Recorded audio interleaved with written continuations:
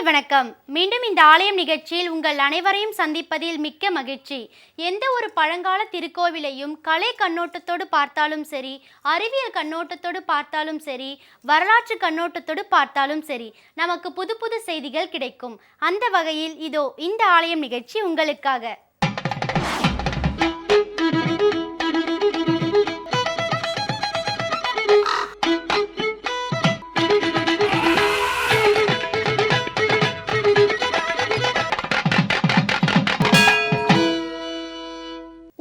ஒரு கோவில் என தமிழகம் முழுவதும் நிறைய கோவில்கள் இருந்தாலும் கோவில்களின் நகரம் என்றால் அது கும்பகோணத்தையே குறிக்கும். கும்பகோணத்தில் திரும்பிய பக்கம் எல்லாம் திருக்கோவில்கள். கும்பகோணத்தில் மிக பெரிய கோவில் என்றால் அது அருள்மிகு கும்பேஸ்வரர் திருக்கோவிலே. இந்த ஆலயத்திற்கு எதிரில் உள்ள ராமசுவாமி திருக்கோவிலையே இன்றைய ஆலயம் நிகழ்ச்சியில் நாம் காண இருக்கிறோம்.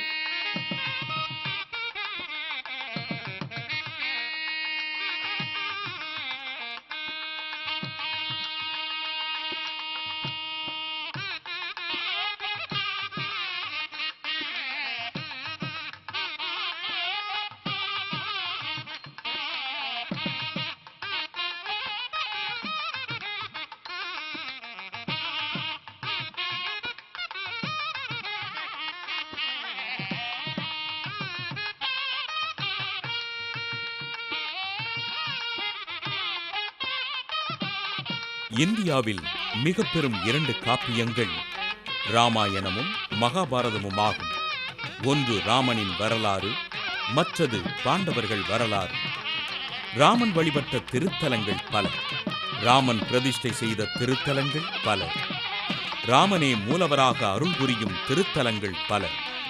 இவற்றில் கும்பகோணத்தில் இருக்கும் ஒரு புண்ணிய தலமே இந்த ராமசாமி திருக்கோயில்.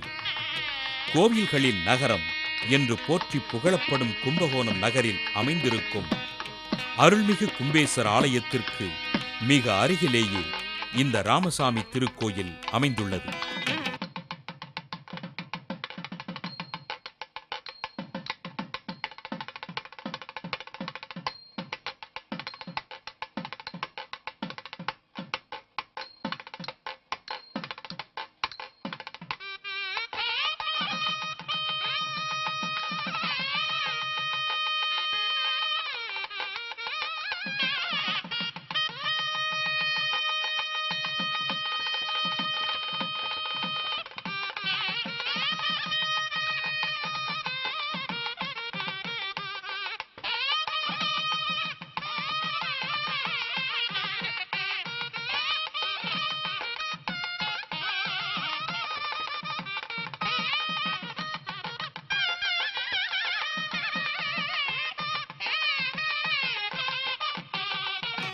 இரண்டாயிரம் ஆண்டுகளுக்கு முன் கோவிந்தப்பன் நாயக்கர், ரகுநாத நாயக்கர் மற்றும் அச்சுத நாயக்கர் ஆகியோரால் இந்த திருக்கோயில் கட்டப்பட்டதாக கோயிலின் தலவரலாறு தெரிவிக்கிறது. மிகப்பெரிய கோபுரங்களுடன் 2 பெரிய பிரகாரங்களையும் உடையதாக இந்த திருக்கோயில் விளங்குகிறது. மூலவராக ராமாபிரான் பட்டாபிஷேக ராமனாக மிக அலங்கார அழகுகளுடன் கம்பீரமாக காட்சியளிப்பதால் இந்த திருத்தலம் தட்சிண அயோத்தி என்று சிறப்பாக அழைக்கப்படுகிறது.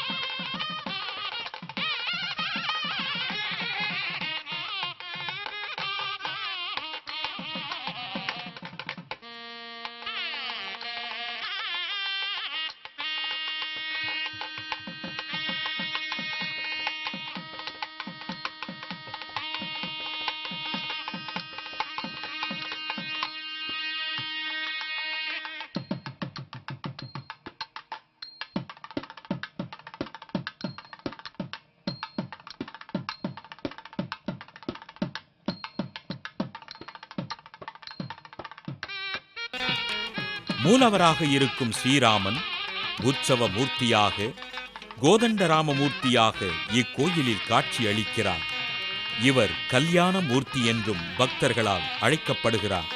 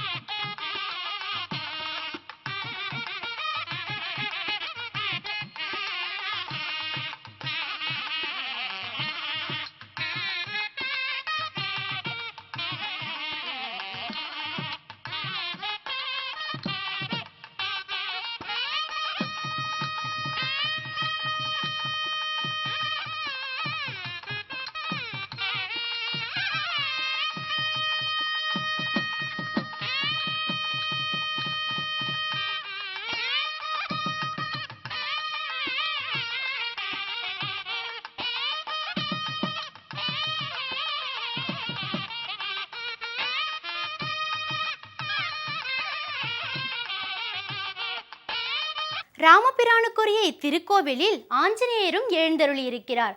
எங்கெல்லாம் ராமகதை பேசப்படுகிறதோ அங்கெல்லாம் இத்திருத்தலத்து ஆஞ்சநேயர் அமர்ந்து கதை கேட்பதாக சொல்லப்படுகிறது.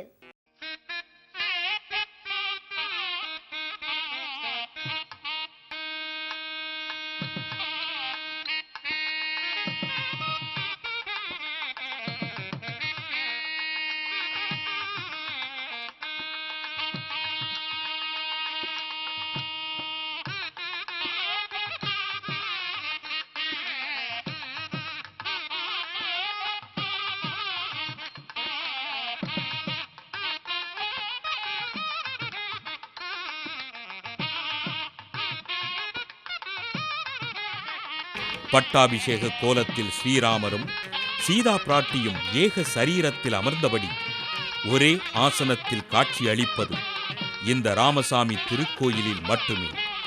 வேறெந்த திருக்கோயிலிலும் இதுபோன்ற ஒரு அமைப்பை காண முடியாது.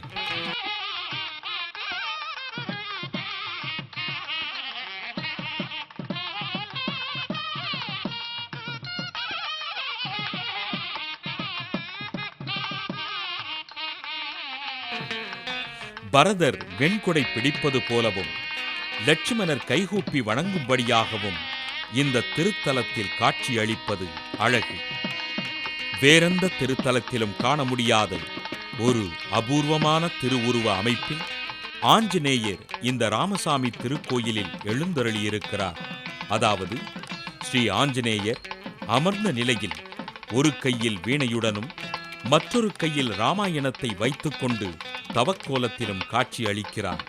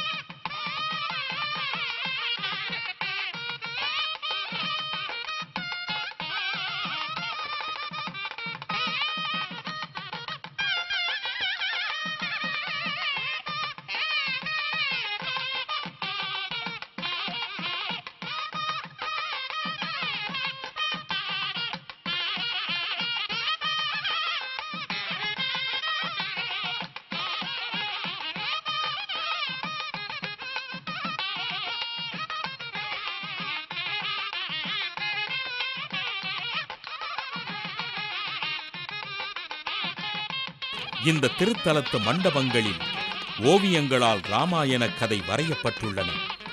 மண்டப தூண்களில் தசாவதார மூர்த்திகளின் சிற்பங்கள் மிக அழகாக வடிவமைக்கப்பட்டுள்ளன.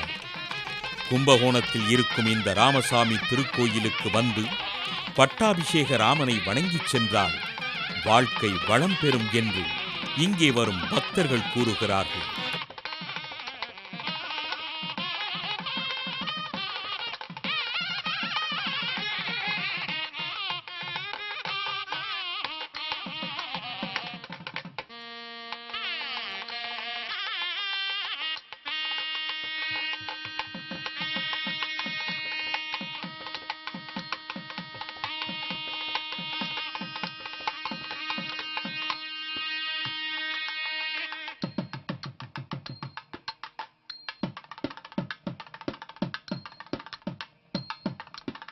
திருப்புகழ் என்பது முருகப்பெருமான் மீது அருணகிரிநாதர் அருளிய திருப்பாடல்கள்.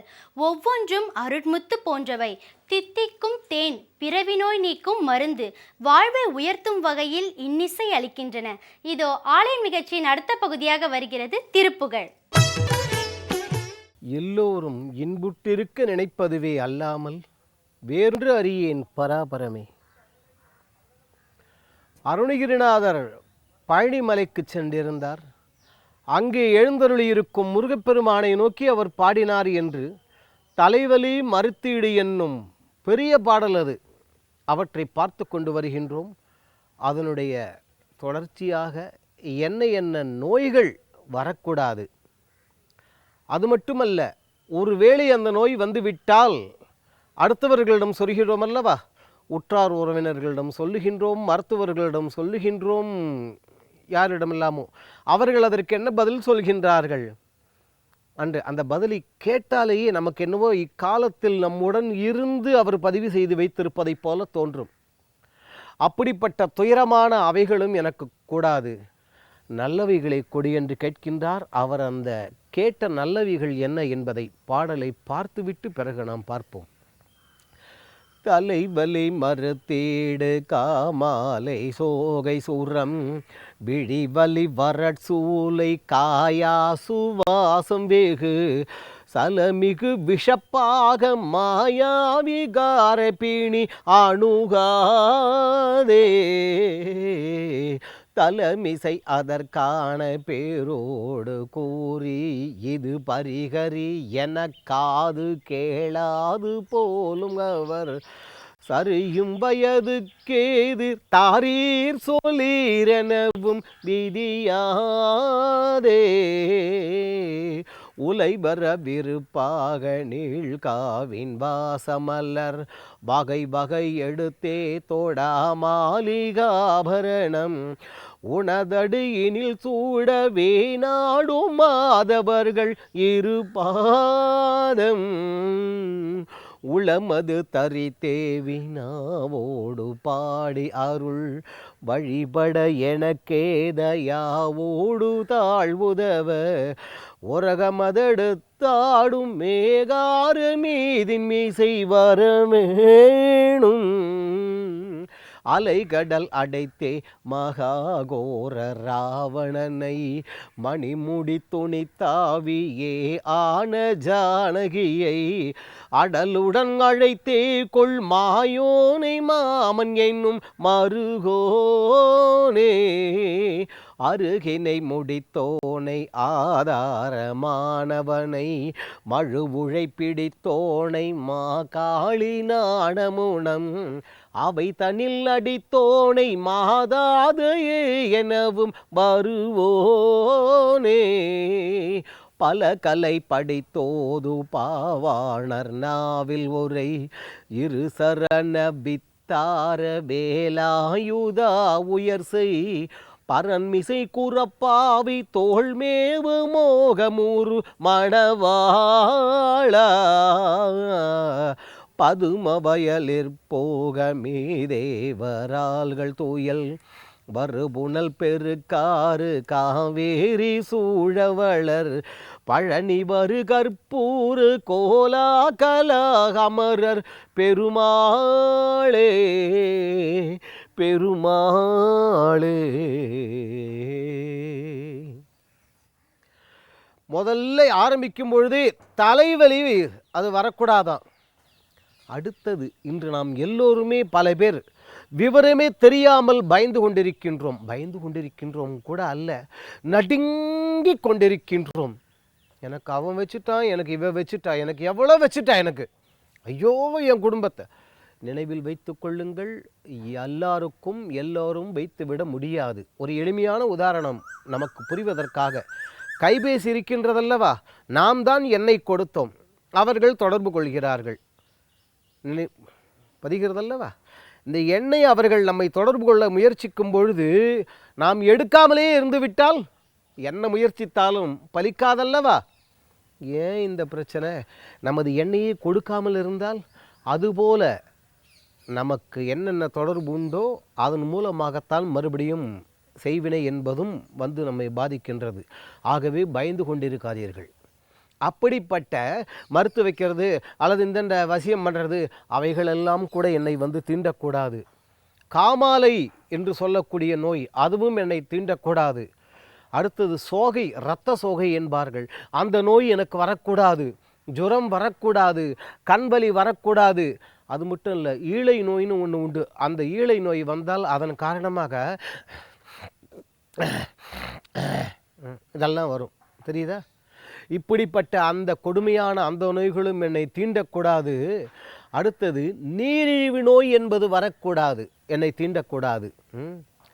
அறியாமையால் என்னென்னவோ நோய்கள், எந்த ஒரு நோயும் என்னை வந்து தீண்டக்கூடாது முருகா, அதற்கு அருள் செய் என்று அருணகிரிநாதர் வேண்டுகின்றார். அதையே ஒரு வேளை வந்து விட்டால் என்ன, அடுத்தவர்களிடம் போய் சொல்கின்றோம் அல்லவா, உற்றார் உறவினர்களிடம் சொல்லுகின்றோம், மருத்துவரிடம் சொல்கின்றோம், இன்னும் சொல்லப்போனால் எல்லாரிடமும் சொல்லி கொண்டிருக்கின்றோம். ஒவ்வொருவரும் பரிகாரி, அப்பா எனக்கு இதை கொஞ்சம் சரி பண்ணி கூட, உடம்பு நிலை சரியில்லை, என்ன பண்ணலாம் என்று கேட்டால் வரக்கூடிய பதில் என்ன தெரியுமா? சில பேர் காது கேளாது போலும் அவர் ஒன்றும் காதில் வாங்காத மாதிரி போய் விடுவார்கள். இன்னும் சில பேர் சரியும் வயது, அது வயசாயிடுச்சுல்ல, அது அப்படி தாங்க இருக்கும், எல்லாம் வயசாகிடுச்சு. ஏங்க என்னை விட உங்களுக்கு 8 வயசு கூட, உங்களுக்கு ஒன்றும் பிரச்சனை இல்லையே, நம்ம கேட்க முடியுதா? இன்னும் சில பேர் தாரீர் என்ன வச்சிருக்க, அதை கொண்டா சொல்லு அதை அப்படின்னு கேட்பார்களாம்.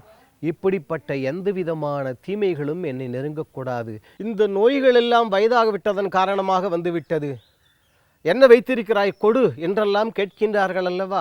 அப்படிப்பட்ட நிலையை எனக்கு கொடுத்து விடாதே என்ற அருணகிரிநாதர் என்ன வேண்டும் என்று கேட்கின்றார் பாருங்கள். நல்ல மாபெரும் தோட்டத்திற்குள் புகுந்து நல்ல நறுமணம் மிகுந்த மலர்களை கொண்டு வந்து அழகாக மாலைகளாக தொடுத்து முருகப்பெருமானே உனது திருவடியிலும் திருமுடியிலும் சாற்றுகின்றார்கள் அல்லவா. அப்படிப்பட்ட நல்லவர்களுடைய கூட்டுறவை தொடர்பை எனக்கு கொடு. நிலத்தியல்பால் நீர்திருந்து அற்றாகும் மாந்தருக்கு இனத்தியல்பதாகும் அறிவு, வள்ளுவர் சொல்கின்றார்கள் அல்லவா.